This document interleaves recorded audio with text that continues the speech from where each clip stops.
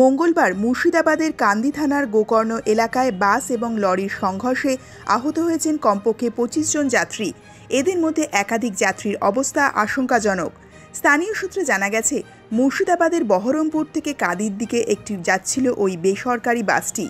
গোকর্ণ হাসপাতালের কিছু আগে একটি ডাম্পারকে ওভারটেক করার সময় নিয়ন্ত্রণ হারিয়ে বাসটি ধান ভর্তি একটি লরির পেছনে ধাক্কা মারে। এর ফলে গুরুতর আহত হয়েছেন বাসের প্রায় ২৫ জন যাত্রী। পুলিশ এবং স্থানীয়দের তৎপরতায় আহতদের প্রথমে নিয়ে যাওয়া হয় গোকর্ণ ব্লক প্রাথমিক স্বাস্থ্যকেন্দ্রে। তারপর সেখান থেকে তাদেরকে কান্দি মহকুমা হাসপাতালে স্থানান্তরিত করা হয়েছে। ইতিমধ্যেই দুর্ঘটনাগ্রস্ত বাস এবং লরিটিকে আটক করেছে পুলিশ। বহরমপুর থেকে, বহরমপুর বাস স্ট্যান্ড থেকে। কোথায় যাচ্ছিলে? কান্দি। আচ্ছা, তারপর কোন জায়গায় অ্যাক্সিডেন্ট হলো? গোকর্ণ হসপিটালের একটু পিছে। আচ্ছা, কিভাবে অ্যাক্সিডেন্টটা হলো? মানে বাসটা খুব রেসে আসছিল আর একটা গাড়ি লেগেছিল, সেই গাড়িতে আপনার ছিল ধানের গাড়ি লেগেছিল আর সাইডে আসছিল একটা ডাম্পার।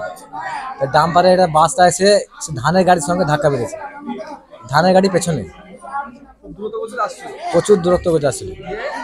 পেছনে মারলো না ওভারটেক করতে হয়েছিল?